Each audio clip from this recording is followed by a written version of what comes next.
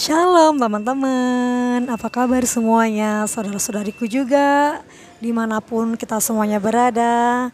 Saya harap kita semuanya dalam keadaan lebih dari baik, yaitu selalu bersukacita. Karena Tuhan Yesus selalu memerintahkan kita untuk bersukacita senantiasa.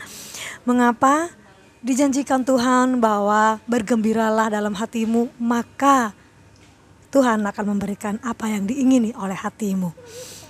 Kembali lagi di channel kesaksian saya. Saya senang banget bisa selalu kesaksian.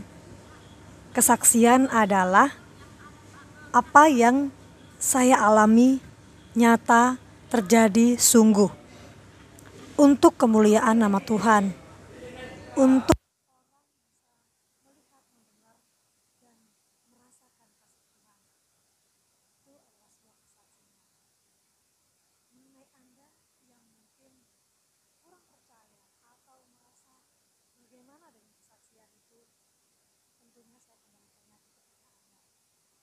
sebuah kesaksian adalah nyata.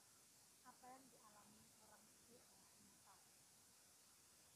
Saya selalu bersyukur kepada Tuhan karena setiap hari saya diberikan mujizat.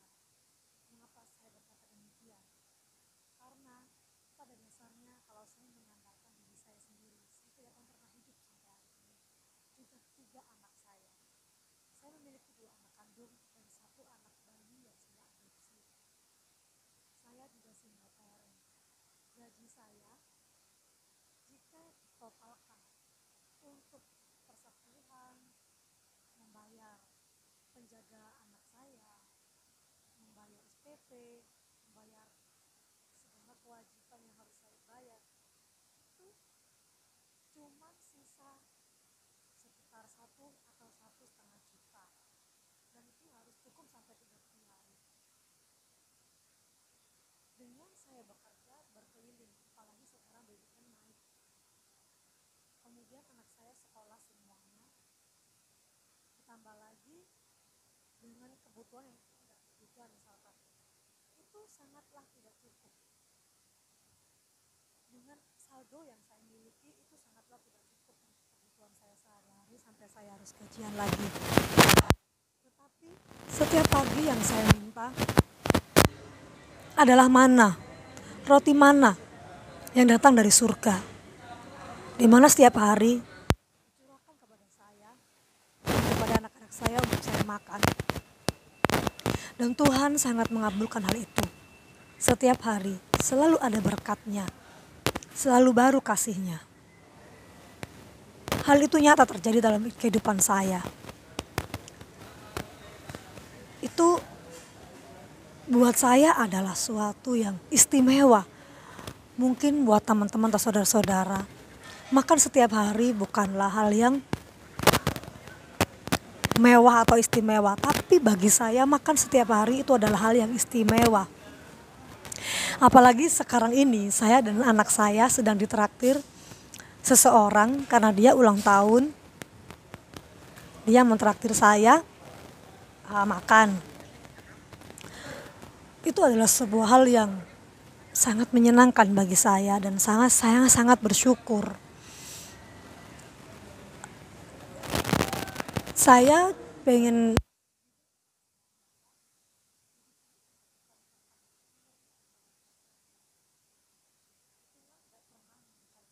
syarat kamu harus memberi saat kamu kelimpahan. Tidak. Tuhan ingin kita memberi karena Tuhan tahu bahwa dengan memberilah kita pun akan diberi. Nah, suatu hari saya ingin kesaksian, simpel saja. Suatu hari, kan tahu kan uang saya itu pokoknya tinggal 1 juta, 1,5 juta gitu. Teman saya itu call saya. Dia menceritakan tentang keadaan adiknya yang sakit ginjal. Saya langsung teringat kisah saya dulu sakit ginjal. Adiknya itu sakit ginjal dan tidak ada uang untuk berobat sama sekali. Ketika diberikan foto dan videonya, wajahnya begitu pucat. Tuhan bilang sama saya, kasih uangmu yang 1 juta itu. Padahal uang saya 1,5 juta, belum beli susunya Lydia, belum beli diapersnya, belum buat uang sakunya anak-anak saya sekolah. Loh, saya ini cuman punya uang 1,5 juta ini, nggak tahu loh Tuhan cukup atau nggak buat 1 bulan. Macam mana saya harus memberi? Tuhan bilang, udah beri aja. Saya masih khawatir. Ketika dia sudah menutup teleponnya, saya masih setengah ayal-ayalan sama Tuhan. Tapi pada akhirnya saya mau taat. Saya transfer itu 1 juta. Saya bilang, ini buat adikmu. Saya memberi bukan karena saya kelimpahan, tapi saya memberi karena saya taat sama Tuhan. Dan saya mempercayakan hidup saya dalam tangan Tuhan. Saya sudah berjanji ya teman-teman, bahwa saya tidak akan pernah berhutang lagi apapun yang terjadi. Hidup dan mati saya tergantung di tangan Tuhan. Saya juga berjanji tidak akan kembali lagi di dunia yang kelam, yang hitam, yang menghalalkan segala cara untuk memperoleh makanan. Saya juga gak tahu bagaimana kedepannya anak-anak saya. Yang 1 tahun depan masuk sekolah SMP. 2 tahun lagi yang nomor 2 masuk sekolah SMP. Belum lagi tiap tahun saya harus bayar kontrakan 8 juta. Dan saya gak pernah tahu itu uang dari mana. Setiap hari saya cuma berdoa, Tuhan, saya percaya mujizat-Mu ada setiap hari. Kemudian saya transfer sama teman saya itu. Ini terimalah. Saya gak bilang dong sama dia kalau itu uang, istilahnya uang saya tinggal 500.000 dan saya harus bertahan hidup sampai gajian lagi. Saya tentunya gak bilang dong. Akhirnya itu saya kasih aja dan saya percaya. Besoknya kan saya juga punya aplikasi TikTok. Besoknya ada sahabat TikTok yang pesan saya di kotak pesan bahwa dia ingin memberkati saya. Kemudian dia minta nomor WA saya dan dia minta tolong untuk diberikan. Sebentar ya, ini anak saya bertanya ada apa, jangan ya. Oke, saya lanjutin lagi ya, sorry.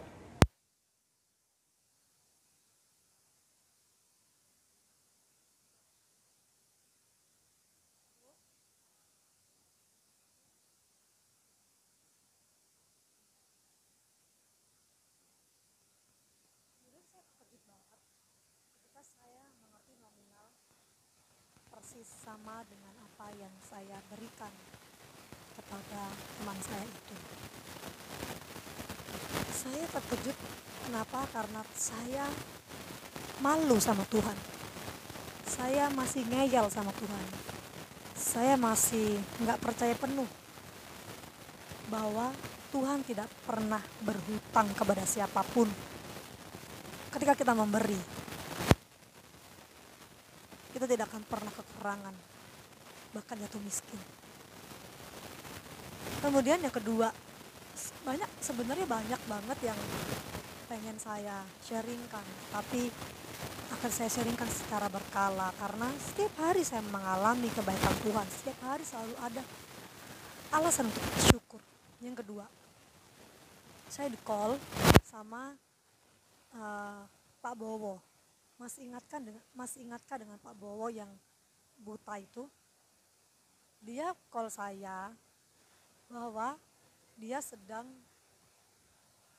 mengangkat anak umur 7 tahun. Anaknya ini agak ada, sebentar ya teman-teman. Saya melihat tingkahnya anak saya. Jadi si Pak Bowo ini mengangkat anak ya, benar dia buta. Si anak 7 tahun ini, mohon maaf agak kekurangan fisik, maksudnya apa ya? Agak timpang lah begitu ya, tangan dan kakinya. Dan tidak bisa membaca dan menulis, tidak disekolahkan gitu ya. Pak Bowo ini akhirnya ingin menyekolahkan dia tahun depan di sekolah SD negeri, tetapi dia tidak bisa baca menulis sama sekali. Akhirnya Pak Bowo ini membawa anak ini ke bimbingan belajar, dan dia bilang sama guru bimbingan belajar itu, saya nggak punya uang, tapi saya punya Tuhan Yesus. Tolong ajarin anak ini dulu baca tulis, nanti saya akan bayar uangnya kalau Tuhan sudah kirimkan. Ketika Pak Bowo itu bicara sama saya, sebenarnya saya tuh cuma punya uang berapa ratus ribu, 500 ribuan lah ya. Tuhan bilang sama saya, berikan sejumlah uang itu untuk anak itu. Kembali lagi saya ada rasa, saya ini cuma punya uang sedikit, ini nggak tahu mau ibadah. Saya kalau ibadah mesti naik Grab car, karena saya bawa anak, bawa bayi, bawa yang jaga juga. Jadi ini saya mesti kayak pengeluaran banyak gitu loh kayak ibadah. Tapi saya harus ibadah dan membawa anak-anak saya ibadah. Saya harus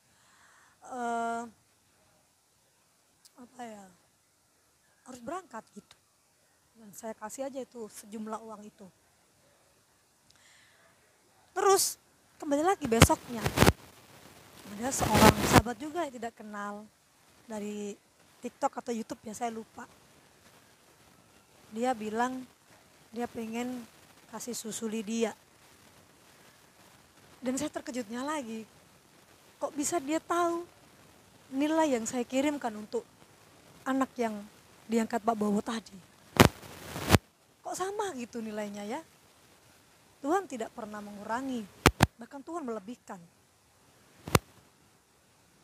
Saya teringat kepada Musa, ketika Musa disuruh melayani Tuhan. Musa bilang dia tidak dia tidak punya apa-apa maksudnya. Terus Tuhan bilang, apa yang kamu punya? Tongkat. Sama, Tuhan juga bilang sama kita, what do you have? Apa yang kamu punya? Apa yang ada di tanganmu? Kalau saya pernah nih, saya pengen bantu teman saya juga. Saya pengen bantu teman saya pengen bantu seseorang yang kekurangan finansial. Dengan saya sendiri juga kurang gitu kadang. Tapi saya mau bantu apa gitu. Saya bantu doa dia, saya bantu dia persekutuan, saya datang ke rumah dia malam-malam naik motor, capek habis pulang kerja ngurus anak, tapi saya punya tenaga. Kadang saya bantu mereka untuk berpuasa, saya berpuasa untuk mereka. Apa yang saya punya? Doa, puasa, iman. Dan tahukah, seseorang yang lain mengirimkan uang kepada saya untuk saya berikan kepada orang yang saya ingin berkati itu.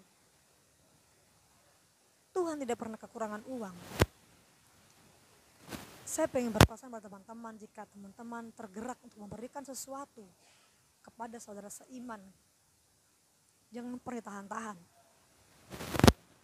Sebenarnya Tuhan itu bukan hanya punya stok burung merpati loh. Tuhan juga punya stok burung gagak loh. Ingatkah bahwa burung gagak juga pernah memberi makan seorang nabi? Burung gagak memberi makan manusia. Tuhan bukan hanya punya stok burung merpati. Sama, kalau kita nggak mau dipakai Tuhan, rugi. Tuhan akan pakai orang lain untuk memberkati seseorang yang ingin Tuhan berkati. Jangan pernah menolak ketika Tuhan ingin memakai kita dalam hal apapun itu. Karena kita yang rugi kalau kita nggak mau dipakai Tuhan. Padahal Tuhan bilang apa? Setiap pekerja berhak mendapatkan upahnya. Kalau Tuhan menyuruh kita, berarti kita bekerja buat Tuhan. Kalau kita nggak mau bekerja buat Tuhan, berarti kita tidak akan mendapat upahnya.